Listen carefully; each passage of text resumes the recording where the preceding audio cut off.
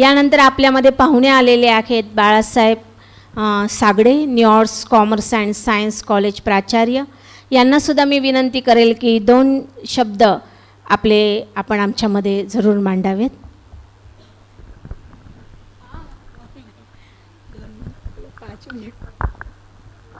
आराम से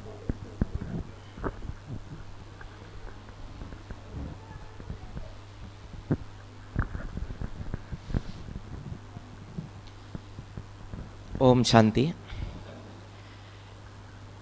आदरणीय दीदी आहेत, त्याचबरोबर सरोदे सर आहेत, उपशिक्षणाधिकारी, आणि आपण सर्व. खरं तर शिंदे सरांच्या माध्यमातून मी 7-8 वर्षापूर्वी हा कोर्स केला 7 दिवसाचा, आणि नंतर त्यांनी मला माउंट आबूला पण पाठवलं होतं. आणि माउंट आबूला जे तिथं जो अनुभव आहे तर तो फार म्हणजे हेवनली आहे. म्हणजे तिथं गेल्याशिवाय ते काही कळत नाही, आणि म्हणजे ते काही सांगण्यापेक्षा अनुभवणं फार महत्त्वाचं आहे. तर मी ते अनुभवलेलं आहे, आणि त्यानंतर असं वाटतं प्रत्येक वेळेला की परत तिथं जावं. म्हणजे एकदा तिथं जाऊन आल्यानंतर जो अनुभव येतो की तो परत तिथं जावं असं सारखं वाटतं. आणि परंतु असं होतं की आपल्याला वेळ आणि आपला ह्या सगळ्या गोष्टीत पण एक सतत मनात ती भावना असते की तिथं जावं, आणखी तिथं हे सगळ्या गोष्टी कराव्या. हेवनली ज्याला आपण म्हणतो की स्वर्गसुख, ते आपल्याला म्हणजे मला तिथं जे अनुभवायला मिळालं की तेवढे दिवस की कधी आपण त्या मंत्रमुग्ध होतो, किती आपण सगळं विसरतो. खरं तर मी 2020पासनं उपप्राचार्य आहे. त्याच्या अगोदर मी हा कोर्स केला होता, आणि त्याच्या अगोदर मग उपप्राचार्य झाल्यानंतर मी माउंट आबूला गेलो. आंबाडे सर इथं आहेत, आमचे गुरुवर्य कडलक सर आहेत की ज्यांनी माझ्या कॉलेज जीवनामध्ये सुद्धा मला मार्गदर्शन केलेलं आहे. आत्ता इथं सुरुवातीला जी चर्चा झाली की याची आवश्यकता काय आहे. खरं तर आता मी सर आमचे समोर आहेत, आम्ही कॉलेज जीवनात जे मुलं सध्या बघतो आहोत की वातावरण फार प्रदूषित झालेलं आहे. म्हणजे पोल्युटेड वातावरण आहे. मुलं Instagram, Facebook, social media, reels याच्यामध्ये एवढे डायव्हर्ट आहेत की काही मुली, आता आपण मुलांचं जाऊ द्या, मुलीसुद्धा म्हणजे याच्यामध्ये पाहिलं तर म्हणजे त्यांचं ड्रिंक करणं वगैरे पुण्यात मुंबईत आपल्याकडं जरा प्रमाण कमी आहे, परंतु हे सगळं वातावरण पोल्युटेड झालेलं आहे. अगदी मेडिकलचे मुलंसुद्धा जर पाहिले तरी आपण पाहतो की ह्या सगळ्या गोष्टींशी ते ॲडिक्ट झालेले आहे.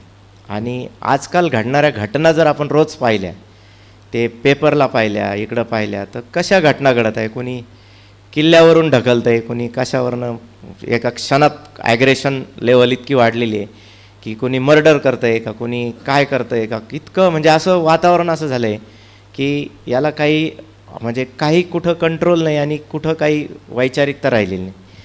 तर ह्या सगळ्या पार्श्वभूमीवर आपण टीचर आहोत. We all are teachers and we have to bring transformations in the students. की आत्ता दीदींनी सांगितलं की आपला रोल टीचरचा आहे, आणि what we are performing in the society, आपण काय देतो आहोत कॉन्ट्रीब्युशन आणि काय करत आहोत, तर त्याचं आत्मपरीक्षण करणं गरजेचं आहे. आणि त्यामुळं आपण असं ठरवलं पाहिजे की हे ट्रान्सफॉर्मेशन आपण करूया. पिढी घडवण्याचं काम हे शिक्षकांचं असतं. एक शिक्षक हा अनेक पिढ्या घडवू शकतो.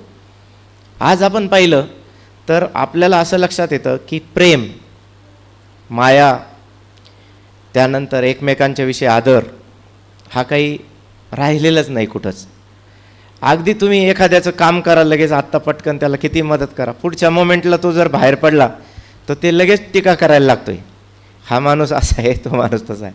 ह्या निष्ठा, प्रेम, माया, विश्वासार्हता, ट्रस्टवर्दीनेस ज्याला आपण म्हणतो, व्हॅल्यूज, ह्या सगळ्या कमी होत चाललेल्या आहेत. म्हणून दीदी आता राष्ट्रीय शैक्षणिक धोरण आलेलं आहे. या राष्ट्रीय शैक्षणिक धोरणामध्ये की व्हॅल्यू एज्युकेशनला महत्त्व दिलेलं आहे. परत व्हॅल्यू एज्युकेशनच्या आपण चर्चा करतो. सरोदे सर इथं आहेत. आपण मूल्य शिक्षण हे जे म्हणतो की त्याची गरज आहे खूप, आणि या राष्ट्रीय शैक्षणिक धोरणामध्ये सुद्धा मूल्य शिक्षणाला महत्त्व दिलेलं आहे. त्याच्यामध्ये एक चॅप्टर आहे इमोशनल बॅलन्स म्हणून, की आपला इमोशनल बॅलन्स हा कसा साधायचा. आजकाल मुलांच्यामध्ये, आजकाल काम करणाऱ्या IT सेक्टरमध्ये असणाऱ्या मुलांच्यामध्ये सुद्धा हा इमोशनल बॅलन्स नाही आहे. सगळ्यात जास्त घटना कुठं घडतात माहिती आहे का तुम्हाला? ह्या IT मुलांच्या बाबतीत घडतात. आमच्याच मागं नगर अहिल्यानगर जिल्ह्यातलाच एक मुलगा काम करत होता चांगल्या ठिकाणी, सुसाईड केलं त्याने, नंतर वरनं उडी मारली. एवढंच नाही तर अशा कितीतरी घटना तुम्हाला दिसतात की IT सेक्टरमध्ये हे जास्त आहे. कारण का तर या मुलांना फक्त कशाचं आहे अभ्यास, थेरॉटिकल नॉलेज याचं जास्त टेन्शन असतं. आणि या थेरॉटिकल नॉलेजमध्ये तो थेरी शिकत असताना, तो ITचं सगळं शिक्षण घेत असताना त्याला सामाजिक नॉलेज, प्रॅक्टिकल नॉलेज, जीवन जगायचं कसं, जीवनात स्वतःला फेस कसं करायचं हे काही कळत नाही. आज सगळ्यात महत्त्वाचं असं आहे की माणूस डायव्हर्ट होतो प्रत्येक गोष्टीनं.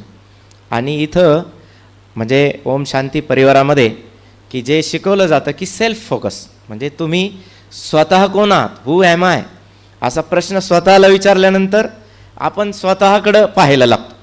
तोपर्यंत आपण स्वतःकडं बघतच नाही. आधी स्वतःवर प्रेम करणं हे इथं शिकवलं जातं की हू ॲम आय, तुम्ही सेल्फ रिस्पेक्ट करा, सेल्फ डिसिजन करा, सेल्फला ओळखा, आणि मग हा तुमचा स्वतःतला जो आय आहे हा तुम्हाला पुढं इंडिपेंडंट करेल आणि जीवनातले चॅलेंजेस स्वीकारायला भाग पाडेल. आज असं आहे की कितीतरी डिसिजन्स असे असतात की ते डिसिजन्स मुलांना घेताच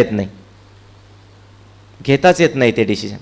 आणि हे जर आपल्याला कुठून कळू शकतं हे, तर हे जेव्हा आपण मेडिटेशनला सुरुवात करू. मी रोज दीदी मुलांना, आमच्या कॉलेजच्या मुलांना सांगत असतो की मेडिटेशन करा, ॲटलिस्ट 10 मिनिट तरी मेडिटेशन तुम्ही केलं पाहिजे. ते मेडिटेशन करा. मेडिटेशनमुळं तुमचं जे ॲग्रेशन लेवल आहे, तुमचं जे डिसिजन मेकिंग आहे आणि तुमचा जो इमोशनल बॅलन्स आहे, हा इमोशनल बॅलन्स चांगला राहतो. आज आपण सक्सेसफुल लोकांच्या ज्या स्टोरीज पाहिल्या ना, की जे यशस्वी झालेले आहेत, ते बघा ते किती शांत आहे. पहिली गोष्ट तुम्ही बघा, JRD टाटा होते शांत, अब्राहम लिंकन होते ते किती शांत, महात्मा गांधी शांत, त्यानंतर APJ अब्दुल कलाम बघा एकदम शांत. म्हणजे आणि जे एकदम लोक आरडाओरडा रिॲक्ट होतात, पटकन रागावतात, ते पुढं कोणत्या क्षेत्रात सक्सेस होऊ शकत. लीडरशिप ज्याला आपण म्हणतो, ती leadership qualities, what are the leadership qualities? First of all you have to be patient, म्हणजे जे काम अँड क्वाइटनेस, शांत असणं, पेशन्स असणं, ते कुठं आवश्यक आहे तर आपल्या स्वतःमध्ये आवश्यक आहे. आणि जेव्हा आपण शांत राहतो, ॲग्रेशन कमी होतं, रिॲक्ट कमी होतो, तेव्हाच आपण निर्णय घेऊ शकतो, तेव्हाच आपण समोरच्या व्यक्तीला हँडल करू शकतो. व्यावहारिक जीवनातसुद्धा हे खूप आहे. कोण शिकवतं? इथं आपल्याला ह्या गोष्टी शिकायला मिळतात की रोजचं मेडिटेशन. आणि तुम्ही बघा इथं बसल्यानंतर एक एनर्जी मिळते की यांची निस्वार्थ सेवा पाहिल्यानंतर यांचं कुठंच बघा तुम्ही एकदम निस्वार्थ सेवा. आणि आज समाजात एका बाजूला बघा पद, प्रतिष्ठा, पैसा, याच्यामुळं काय चाललेलं आहे. कुठं बघा तुम्ही कोणतीही माणसं कोणत्याच ठिकाणी एकाच जागेवर राहायला तयार नाहीत. आपल्याला पाहावं लागतं, विचारावं लागतं, आज हा माणूस इथं आहे, उद्या कुठं आहे काही माहीत नाही.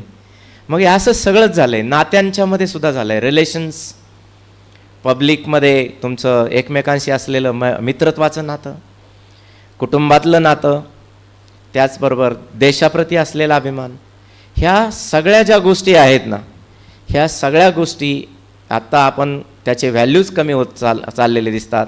आणि या परिवारामध्ये आपण जर आलो तर यांच्या दिदींकडं बघितलं आपण किंवा आपल्या सगळ्यांच्याकडे बघितलं तर एक we forget all these things and we focus on ourselves. आणि स्वतःला शेवटी जीवनाचं जे अंतिम जे आहे सगळं आपण म्हणतो तर ते शांत असणं, समाधान मिळणं आणि आत्ता सरांनी जे उल्लेख केला इथं कर्म, की चांगले कर्म केल्यानंतर त्याचे फळ चांगलंच मिळतं आणि त्याचं समाधान मिळतं. तुम्ही बघा, एखादी आपल्याकडनं एखादा चुकीची गोष्ट झाली की त्याचं गिल्टी फील आपल्याला होतं, की we feel guilty for that moment, की आपल्याकडनं असं झालं. परंतु मग आपण पाहिलं की जर चांगलेच कर्म आपण करत गेलो वन बाय वन, सगळीकडे हेच सांगितलं आहे ना, भगवद्गीतेत हे सांगितलं आहे, सगळीकडे हेच सांगितलं आहे. तुकाराम महाराजांनी तर म्हटलं आहे ना, मन करा रे प्रसन्न, सर्व सिद्धीचे हे कारण. म्हणजे सगळ्या सिद्धी तुकाराम महाराज म्हणतात की प्रसन्न मनामध्ये, की जेव्हा मन प्रसन्न तेव्हा तुम्हाला सगळ्या सिद्धी प्राप्त होतात, असं तुकाराम महाराज म्हणतात. आणि मग हेच आहे की मनाची प्रसन्नता, मनावर असलेला कंट्रोल, बॅलन्स, आणि हे नॅचरल येतं कधी तर आपण मेडिटेशनला सुरुवात करतो आणि मुलांच्याकडनं मेडिटेशन घेतो, आपण हे सगळं शिकतो. आणि सगळ्यात महत्त्वाचं आज जी दुसरी एक गोष्ट अशी आहे की आज आपण पाहतो की शुगर, त्याचबरोबर डायबेटीस, त्यानंतर आता दिदी ब्रेनचे खूप प्रॉब्लेम वाढलेले आहेत समाज. म्हणजे ब्रेन ज्याला आपण म्हणतो ना, की सगळ्यात जास्त आज भारतासमोर चॅलेंज कोणतं आहे? आपल्या देशासमोर सुद्धा हे चॅलेंज आहे. तुम्ही बघा, आकडेवारी बघा की सगळ्यात जास्त डिसऑर्डर ज्याला आपण म्हणतो, की हे सगळ्या डिसऑर्डरचे पेशंट तयार झालेले आहेत. जगामध्ये सुद्धा हे पेशंट वाढत आहेत. की तुम्ही आपल्या इथं बघा, डॉक्टर माजिद ब्रेन न्यूरोलॉजिस्ट आहे, इकडं पण आहेत, त्यांच्या OPD तुम्ही बघा की प्रचंड संख्येने OPD आहेत, म्हणजे जास्त पेशंट्स आहेत. आणि हे सगळं का वाढतं आहे तर समाजात असणारा स्ट्रेस, हे स्ट्रेस मॅनेजमेंट नाही होते. आज आपण म्हटलं की इथं वेळ द्या मेडिटेशनला, आपण नाही येत मेडिटेशन, नको आम्हाला वेळ नाही म्हणतो आपण. भारताचे पंतप्रधानसुद्धा पहाटे शिंदे सर 3:30 वाजता उठतात, देशाचे पंतप्रधान, की संपूर्ण देश ते चालवतात, त्यांना तर वेळच नाही पाहिजे, पण ते वेळ देतात, 3:30 वाजता उठतात आणि योगा मेडिटेशन हे करतात.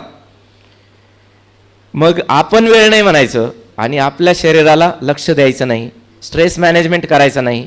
मग आपलं BP कुठंतरी वाढतो, आपली शुगर कुठंतरी वाढते. जो माणूस मेडिटेशन करतो रोज, मला वाटत नाही त्याला शुगर होईल.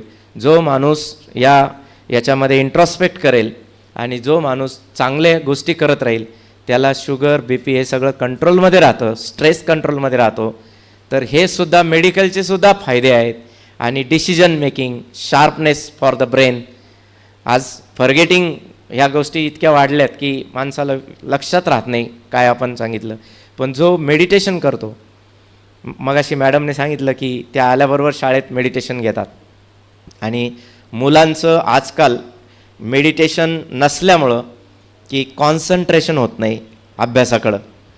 एक समाज माध्यमातलं संशय कल्लोळ म्हणून एक पुस्तक आहे बघा, खूप गाजलं, ते खूप सोल्ड कॉपीज आहेत त्याच्यामध्ये असं आकडेवारी दाखवलेली आहे की या समाज माध्यमामुळं, सोशल मीडियामुळं की काय काय परिणाम या मुलांच्यावर झालेले आहे, याची आकडेवारीसह त्या पुस्तकामध्ये मांडलेलं आहे. आणि म्हणून आपण जे म्हणतो ना वेळ नाही, तर मला असं वाटतं जेव्हा आपण वेळ नाही असं म्हणणार आहोत तेव्हा आपणच आपल्या पायावर धोंडा पाडून घेणार आहोत. आणि कुठंतरी काहीतरी झाल्यानंतर मग आपल्याला कळतं की आपण हे करायला पाहिजे. आणि जसं दीदींनी सांगितलं की तुम्ही कुठलंही कसंही पूजा करा, शेवटी सगळ्याचा एकच आहे, चालवणारा एकच आहे. आकाशात पतितम तोयम यथा गच्छती सागरम सर्वदेवम नमस्कारः केशवम प्रतिगच्छती. कोणतंही एक असेल तर शेवटी एकच आहे. आणि हा एक जेव्हा आपण मानतो, विश्वकर्ता एक मानतो, हे नाव आहे विश्वविद्यालय. म्हणजे यांनी आपण नाव देताना बघा, ब्रह्म प्रजापिता ब्रह्मकुमारी विश्वविद्यालय, म्हणजे फॉर द युनिवर्स, म्हणजे सगळ्यासाठी आम्ही आहोत. Not for district, not for talukas, but for all the universe. ही युनिवर्सची जी कल्पना आहे तीच ज्ञानेश्वरांनी सुद्धा पसायदानात मांडली. आता विश्वात्मके देव, सगळ्यासाठी त्यांनी पसायदान मागितलं. तसं विश्वविद्यालय हे आहे. आणि या माध्यमातनं की त्यांनी जो प्रयत्न केलेला आहे, खरं तर त्यांनी आवाहन केलं आपण जास्तीत जास्त प्रतिसाद देऊन आपल्या विद्यार्थ्यांच्या प्रती आणि आपण स्वतःसुद्धा यामध्ये भाग घ्यावा, मेडिटेशन करावं. राजयोग मेडिटेशन आम्ही पण आमच्या महाविद्यालयात घेतलं. कांक्रिया मॅडम आमच्याकडं 2-3 वेळेस येऊन गेल्या. मी सिनियरच्या काही मुलांना हे घेतलं, आम्ही ग्राउंडवर मैदानातही घेतलं. कांक्रिया मॅडम 2-3 वेळा आमच्याकडे आल्या होत्या, त्यांनी हे घेतलेलं आहे. आणखी पाठीमागं हारके सर मला वाटतं आता इथं माहीत नाही आलेत का नाही, पण ते 1-2दा आले होते. त्यांनी पण हारके सरांनी पण आमच्या महाविद्यालयात ते घेतलेलं होतं. आणि यापुढील काळातसुद्धा आमचं असं म्हणजे प्रयत्न राहील की या मुलांच्या प्रती हे सगळं नॉलेज पोहोचवण्याचं. आणि मी खूप सगळ्यांना धन्यवाद देतो. And I myself is fortunate that Shinde sir has invited me here, and because of Shinde sir and because of all didis and all that I could experience this energetic program. I wish you all the best. Thank you very much. खूप खूप धन्यवाद sir. खूप चांगल्या पद्धतीने तुम्ही पुन्हा एकदा मेडिटेशनची गरज कशी असू शकते हे सगळ्यांना नमूद करवलं. यानंतर संजय कुमार सरवदे, उपशिक्षणाधिकारी जिल्हा परिषद, या सरांनासुद्धा मी विनंती करते की त्यांनी हे आपले भाव या ठिकाणी मांडायचे आहेत. ओम शांती. आदरणीय दीदी, व्यासपीठावर उपस्थित साबळे सर, सर्व टीचर, आज या ठिकाणी आमच्या कॉलनीमध्ये राहणारे बालसिंग सर यांनी मला या ठिकाणी आमंत्रित केलं आणि या कार्यक्रमाला मी उपस्थित राहू शकलो. तर आज या कार्यक्रमामध्ये एक राजयोग मेडिटेशन ही जी दीदींनी संकल्पना या ठिकाणी सांगितलेली आहे, ही संकल्पना अतिशय मनाला भावलेली आहे. आपण सर्व शिक्षकवृंद यांनीसुद्धा आपल्या शाळेमध्ये, आपल्या कुटुंबामध्ये या संकल्पनेचा प्रचार आणि प्रसार आपण सर्वांनी करावा. या आपल्याला माहिती आहे की सोशल मीडियाचा जमाना आहे आणि या सोशल मीडियाच्या जमान्यामुळं कुठलीही घटना घडली की ती ताबडतोब आपल्यापर्यंत पोहोचते. अत्यंत मनाला क्लेश देणाऱ्या अशा प्रकारच्या घटना या सोशल मीडियाच्या माध्यमातून आपल्याला माहीत होत आहेत. आणि या घटना घडण्याचं मूळ कारण म्हणजे आपल्या मेंदूवरचा जो काही कंट्रोल संपत चाललेला आहे ते त्याचं मूळ कारण आहे. आणि या मेडिटेशनच्या माध्यमातून आपल्याला तो कंट्रोल हा परत आणता येईल अशा प्रकारची या ठिकाणी अपेक्षा व्यक्त करतो आणि थांबतो. धन्यवाद. ओम शांती. खूप खूप धन्यवाद सर. आपण आपल्या शुभवचनाने आजच्या या कार्यक्रमाची आवश्यकता सगळ्यांपर्यंत पोहोचवलेली आहे. संगमनेर कॉलेजमध्ये प्राचार्य होते सर. अच्छा. ओम शांती. उपस्थित सर्व बंधू आणि भगिनींनो, मला या ठिकाणी खूप आनंद झाला आहे. माझा आवडीचा विद्यार्थी प्राचार्य बाळासाहेब सागडे स्टेजवर होते. ते मला म्हणत होते वरती या, परंतु आपल्या सर्वांचं एकच उद्दिष्ट असतं शिक्षकांचं, आपला विद्यार्थी आपल्यापेक्षा मोठा झाला पाहिजे. आणि म्हणून मी स्टेजवर आलो नाही. बाळासाहेबांच्या बाबतीत सांगायचं तर बाळासाहेब पाचवीला असताना मी शेवगावमध्ये प्राध्यापक होतो आणि समाज प्रबोधनाचं काम करत असताना तिथे विश्वविद्यालयाच्या आमच्या स्टुडंट होत्या. तर पाण्याचा प्रश्न होता.